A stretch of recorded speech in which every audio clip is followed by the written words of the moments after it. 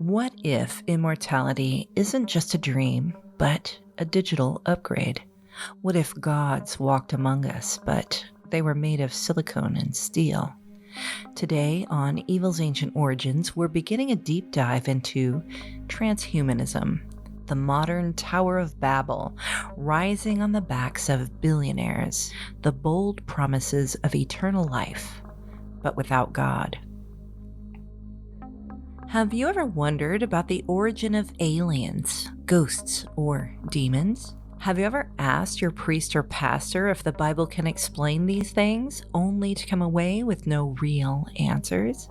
Well, I don't know about you, but I have. So I've spent 15 years researching these topics, and I've come away with a very compelling explanation for many of the world's mysteries.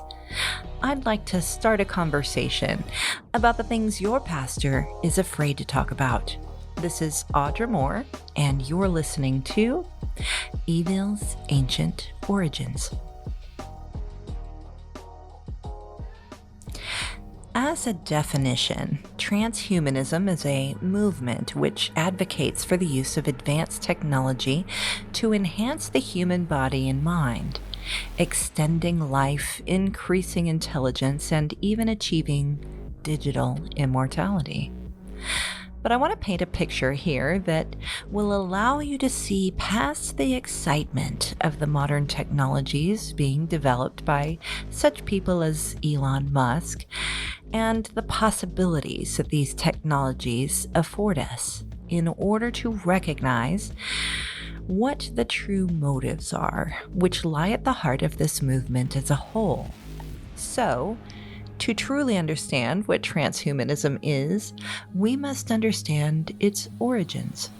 Julian Huxley, the founder of transhumanism, was quoted as saying, "The human species can, if it wishes, transcend itself. We are at the cusp of a posthuman future." So it appears on the surface that transcending the human condition is the ultimate goal.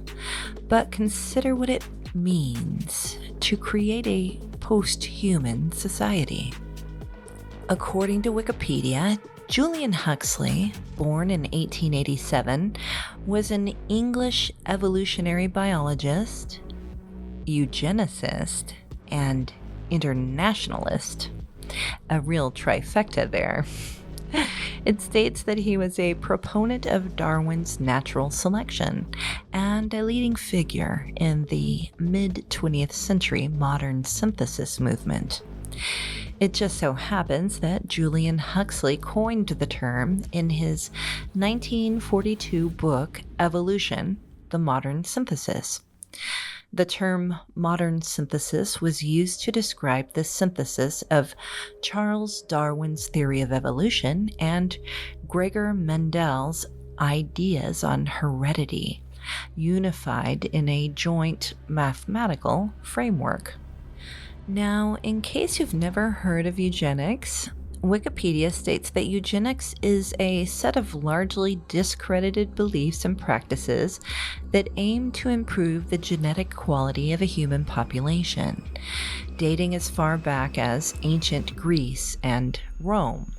According to Plutarch in Sparta, every proper citizen's child was inspected by the Council of Elders, which determined whether or not the child was fit to live. If the child was deemed unfit, the child was thrown into a chasm. Unfortunately, the sentiment has lingered within society's elite circles throughout the generations.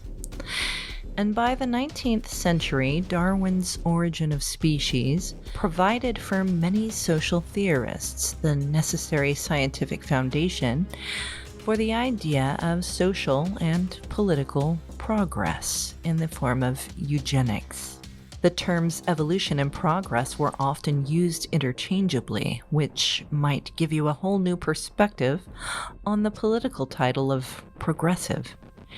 Speaking on the history of eugenics, Wikipedia goes on to say that a Sir Francis Galton during the 1860s and 1870s systematized these ideas and practices according to the new knowledge regarding the evolution of man and animals provided by the theory of his half-cousin Charles Darwin. After reading Charles Darwin's Origin of Species, Galton built upon Darwin's ideas whereby the mechanisms of natural selection, or survival of the fittest, were potentially thwarted by human civilization. He reasoned that since many human societies sought to protect the underprivileged and weak, those societies were at odds with the natural selection responsible for extinction of the weakest. He believed that only by changing these social policies could society be saved from a reversion towards mediocrity, a phrase he first coined in statistics, which was later changed to the now common regression towards the mean. Incidentally, it was Galton who first promoted the phrase nature versus nurture in a scientific setting. Francis Galton was an English polymath, which Webster's defines as a person of encyclopedic learning. He studied many subjects, including the heritability of human abilities and mental characteristics. According to Wikipedia, he was the originator of eugenics during the Victorian era, and his ideas later became the basis of behavioral genetics, which wasn't in any way a new concept. Wikipedia goes on to say that Plato, for example, argued in The Republic that selective breeding among the citizenry to encourage the development of some traits and discourage others, what today might be called eugenics, was to be encouraged in the pursuit of an ideal society. Behavioral genetic concepts also existed during the English Renaissance, where William Shakespeare perhaps first coined the phrase nature versus nurture in The Tempest. Galton's investigations of genetics involved a large pedigree study of social and intellectual achievement in the English upper class.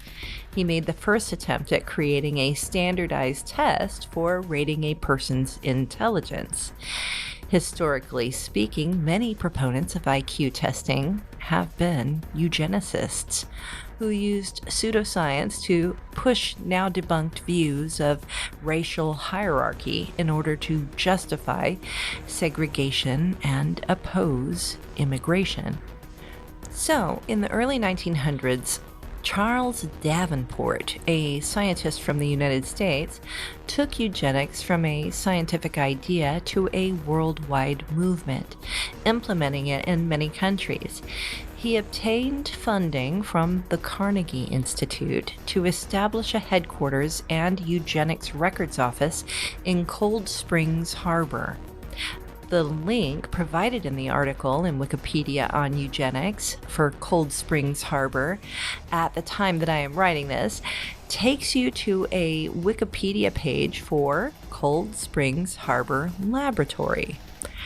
Their page reads that the laboratory is a, quote, private nonprofit institution with research programs focusing on cancer, neuroscience, botany, genomics, and quantitative biology, located in Laurel Hollow, New York, Nassau County on Long Island. Doesn't sound like it has strayed much from its origins. It states that it is one of 68 institutions supported by the Cancer Centers program of the U.S. National Cancer Institute. A little further down the article, it goes on to say that the laboratory currently retains the archives of the Eugenics Record Office. You might want to consider this the next time they ask you to donate to the Cancer Center's cause. The fact that they supported a laboratory that was founded as a eugenics organization, I mean. It might be interesting to investigate the other 67 institutions they support at some point. I wonder if we'd find a pattern there. The Wikipedia page on the history of eugenics adds more insight, saying that the American Breeders Association was the first eugenic body in the U.S., established in 1906 under the direction of biologist Charles B. Davenport. Sounds like an animal breeding program, but no. The American Breeders Association was formed specifically to investigate and report on heredity in the human race and emphasize the value of superior blood and the menace to society of inferior blood. Its membership included Alexander Graham Bell, Stanford president David Starr Jordan, and Luther Burbank. It also states that Frederick Osborne's 1937 journal article called Development of a Eugenic Philosophy framed eugenics as a social philosophy or a philosophy with implications for social order. Where have we heard that phrase before? Osborne advocated for higher rates of sexual reproduction among people with desired traits, known as positive eugenics, and reduced rates of sexual reproduction or sterilization of people with less desired or undesired traits, which he called negative eugenics. The article goes on to say that the reputation of eugenics started to decline in the 1930s, a time when Ernst Rudin used eugenics as a justification for the racial policies of Nazi Germany. Adolf Hitler had praised and incorporated eugenics ideas in Mein Kampf in 1925, and emulated eugenics legislation for the sterilization of defectives that had been pioneered in the United States once he had taken power. And that when Nazi administrators went on trial for war crimes in Nuremberg after World War II, they attempted to justify the mass sterilization of over 450,000 in less than a decade by citing the United States as their inspiration. The Nazis had claimed American eugenicists inspired and supported Hitler's racial purification laws, but failed to understand the connection between those policies and the eventual genocide of the Holocaust. Wikipedia also states that historically the idea of eugenics has been used to argue a broad array of practices ranging from prenatal care for mothers deemed genetically desirable to the forced sterilization and murder of those deemed unfit. As you can see, the foundational ideas which have built the framework for transhumanism are rooted in the upper class sentiments of superiority. So, using this information as our foundation, let's get back to the subject at hand. As stated by Google Search AI, transhumanism is an intellectual and cultural movement focused on the idea that humanity can and should improve its physical, intellectual, and psychological capacities through the use of technology. It envisions a future where humans transcend their current biological limitations and reach a state of, quote, posthuman existence. It lists the core tenets of transhumanism as follows. Technological enhancement. Transhumanism promotes the use of science and technology like biotechnology, AI, and nanotechnology to enhance human capabilities. Human augmentation. This involves the deliberate enhancement of human physical and cognitive abilities through means such as genetic engineering and cybergenic implants like brain-computer interfacing and cyborg enhancements. Every time I hear cyborg enhancements, I can't stop thinking of Star Trek and the Borg. I mean, okay. Life extension is another tenet. A primary goal is the pursuit of significantly extending human lifespan and improving health, potentially achieving biological immortality through advancements in areas like anti-aging therapies. And lastly, posthumanism. Transhumanism envisions a future where humans evolve beyond their current biological form, potentially merging with machines or existing as digital avatars through digital consciousness or mind uploads. I know that much of this sounds like a pipe dream. You might be asking, how in the world could any of this come into being? Well, it just so happens that whether you believe it or not, there are those making headway in these arenas. Neuralink Corp is an American transhumanist neurotechnology company that has developed, as of 2024, implantable brain-computer interfaces, or BCIs, also known as brain implants. This neurotechnology company aims to implant computer interfaces into the human brain. Their claimed goals are to treat neurological disorders like paralysis and blindness, but their long-term vision is to merge humans with AI in order to prevent an AI takeover through the enhancement of our own intelligence. Elon Musk, the progenitor of this company, is quoted as saying, "With a high bandwidth brain-machine interface, we can actually go along for the ride with AI." There are ethical concerns, though, regarding such things as autonomy and privacy, the potential to hack or manipulate the brain, and the creeping control of the masses disguised as enhancement. The avoidance of such negative outcomes is reliant upon Musk's moral compass and the ethics of those who ultimately end up in control of such operating systems. If you think that the idea of mass population control is a stretch, I'd like you to consider that in 2014, President Barack Obama launched the brain research through Advanced Innovative Neurotechnologies, or BRAIN Initiative. It is a large-scale research effort by the U.S. government tasked with the goal of revolutionizing our understanding of the human brain. It aims to accelerate the development and application of new technologies that will allow scientists to create a dynamic picture of the brain in action, revealing how individual cells and complex neural circuits interact.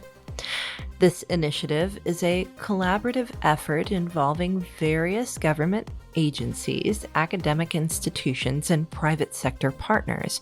Their website states that the National Institutes of Health, or NIH, the BRAIN Initiative, funds a wide variety of research, toolmakers, trainees, individual labs testing new hypotheses, and large team-based efforts aiming to catalyze neuroscience inquiry forward.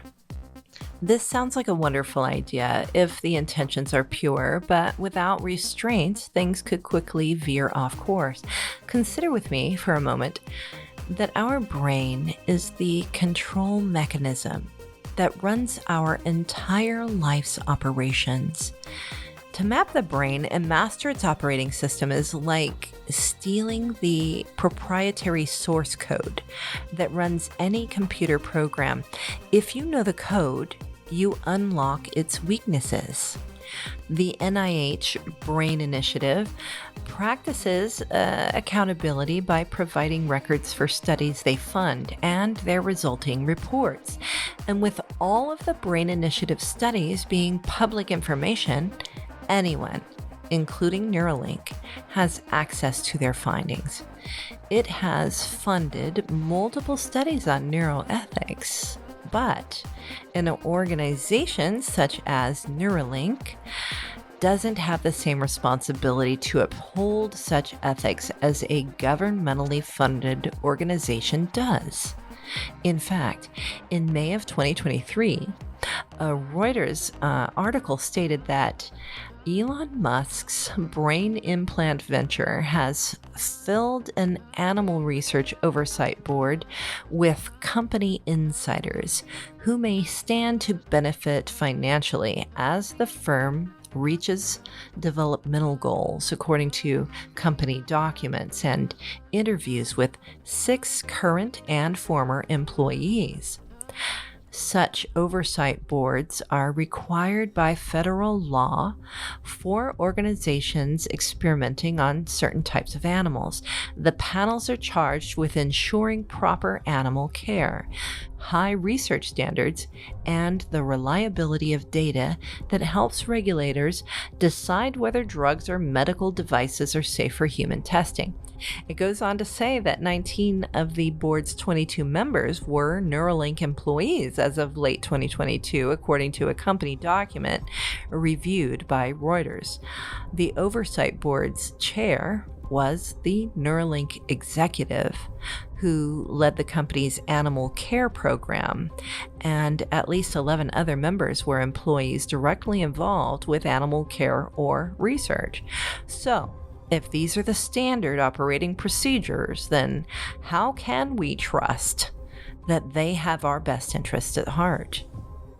But the real question is whether Elon Musk is linked in any way to the true origin of transhumanism.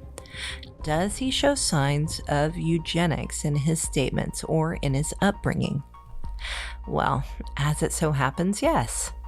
Some of Elon Musk's statements and actions, particularly concerning his views on reproduction and intelligence, have been considered by critics as having eugenic undertones or being aligned with eugenic thinking. He has explicitly stated that he believes smart people should have more children, which is, according to Wikipedia, an example of positive eugenics. For instance, he has reportedly stated that he really wants smart people to have kids and has offered to be a sperm donor to ensure children share his genetic makeup. This included a comment he made to a Neuralink executive, which he deemed to be smart. His focus on intelligence as a desirable trait for reproduction, particularly from certain individuals, can be seen as aligning with eugenic principles of selective breeding for improved human characteristics. Musk's transgender daughter, Vivian Jenna Wilson, has publicly claimed that Musk used sex-selective IVF to conceive her and his other children, specifically aiming for male children, which, when linked to a broader ideology of ideal offspring, it can raise eugenic concerns about controlling the desired traits of his offspring. The practice of pre-implantation genetic testing, or PGI, in IVF allows for the screening of embryos for various genetic conditions and even sex, which opens up ethical debates around designer babies and potential eugenic applications. A source close to Musk was quoted as saying he believed the IVF's a more efficient way of having children because it allows parents to control parts of the process. Some critics connect Musk's views to long-termism a philosophy that prioritizes maximizing the long-term future of humanity with eugenics.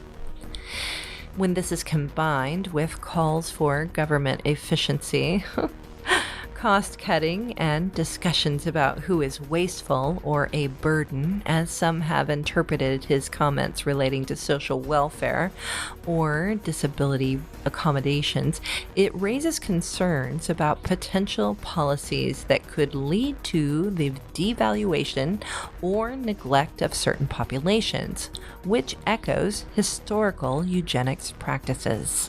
But a person doesn't just become like this on their own. It's our heritage, ideals that are passed down generationally, which shape us into the person we are.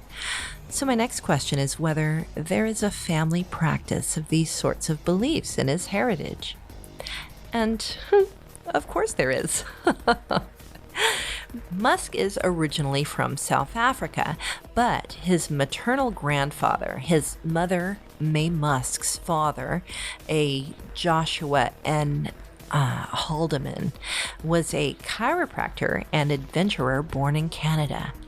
Reports indicate that Haldeman moved his career and family to South Africa in the 1950s, so this is after World War II, explicitly because of the apartheid system, specifically because its way of life aligned with his political ideology. Apartheid was a system of institutionalized racial segregation and discrimination, often justified by pseudoscientific racial theories that shared common ground with most aspects of eugenics. There is documented evidence and claims in various media reports connecting Elon Musk's maternal grandfather to beliefs that are described as fascist and sympathetic to Nazi ideology, which, as we know historically, intertwined with eugenic thinking. According to some accounts, in a speech in the 1950s, Haldeman asserted types of statements advocating for racial purity, which are deeply rooted in the same ideological soil that fostered eugenics in the early 20th century. Critics of Elon Musk sometimes point to his grandfather's history as a potential ancestral influence or a relevant part of the family background when discussing Musk's own controversial statements on population and intelligence. Some sources, including articles from Al Jazeera and NB Media Co-op, directly refer to his grandparents, Joshua Haldeman and Wen Fletcher, as having openly Nazi politics in the 1940s while in Canada. One report even recites Elon's father, Errol Musk, allegedly saying that his ex-wife's parents, quote, used to support Hitler and all that sort of stuff, but they didn't know, I don't think they knew, what the Nazis were doing. But they, the grandparents, were in the German Nazi Party, but in Canada, and they sympathized with the Germans. While there's no direct record of Joshua N. Haldeman explicitly identifying as a eugenicist in the way that term might have been used in academic circles, his documented political views, including his support for apartheid and his rhetoric, are consistent with and often rooted in the racial and selective ideology that formed the basis of eugenics. The historical context of his move to apartheid South Africa further reinforces this connection. I'm sure by now your head is spinning, regardless of whether you've loved him or hated him up until now. Moving forward, Elon Musk is now someone we should be watching. From a Christian perspective, there are so many things wrong with this narrative. Transhumanism echoes the story of the Tower of Babel in Genesis chapter 11, verses 1 through 9, where humanity unified under pride and technology sought to make a name for themselves and ascend to heaven by their own power. In a way, the transhumanist movement seems like a direct reaction to God's resulting scattering of the masses and changing their languages. It's man's pride that defies God's plan, as if it is an attempt at reunification through elimination. I mean, you can't not see this. Transhumanism promises godhood through tech, but leads to dehumanization and spiritual blindness. And this isn't science fiction. It's ultimately a return to the forbidden knowledge acquired in the garden just before man's separation from intimacy with God, echoing the serpent's original lie, saying, "You will be like God," in Genesis chapter 3, verse 5. In my opinion, this attempt at achieving perfection is a lie. It's unobtainable, and the Bible clearly states that it is in our weakness that God will prove himself to be strong. Psalm 139, verse 14 says it like this: "I praise you because I am fearfully and wonderfully made." Our differences and imperfections are a part of his perfect plan. The irony is that the symmetry they seek can only be found in Jesus and his redemptive grace. As Christians, immortality and transformation are not found in machines, but in Jesus. We can't expect to obtain perfection in this life outside of him. 1 Corinthians 15, verses 52 through 54 says that in a moment, in the twinkling of an eye, at the last trumpet, for a trumpet will sound, and the dead will be raised imperishable, and we will be changed. For this perishable must put on the imperishable, and this mortal must put on immortality. And when this perishable puts on the imperishable, and this mortal puts on immortality, then the scripture will be fulfilled that says, "Death is swallowed up in victory." I mean, what they're seeking can only be found in God, in Jesus, the one thing they are running from. Thanks for joining me on this investigation, digging up the roots of transhumanism, which have spread surprisingly deep into the soil of our society. Please take some time to check out my links provided in the description and decide for yourself if any of this information carries merit. Let's discuss it in the comments, as I'm sure by now you have a lot to say about what we've covered. So I'd like to pick this conversation up again in my next episode and cover the topic of transhumanism in its relation to AI and the singularity. I hope you'll join me as we start another conversation about the things your pastor is afraid to talk about. This is Audra Moore, and you're listening to Evil's Ancient Origins. Look for us on YouTube, Spotify, or wherever your favorite podcasts are found.